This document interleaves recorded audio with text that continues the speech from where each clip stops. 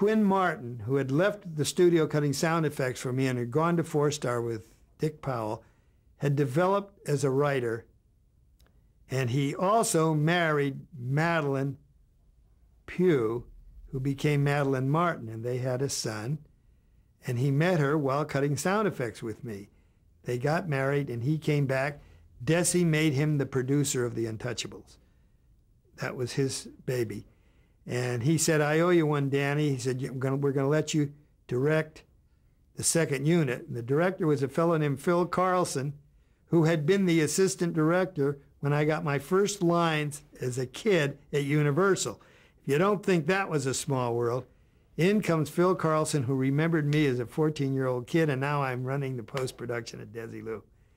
So he was for it, and I got to direct the second unit of the Untouchables, and that's why Desi gave me the break on Man in Orbit, which I had to share with Claudio. Why was the Untouchables was successful as the Westinghouse Desi Playhouse? And it became a series. It became a one-hour series. Why was the Untouchables controversial?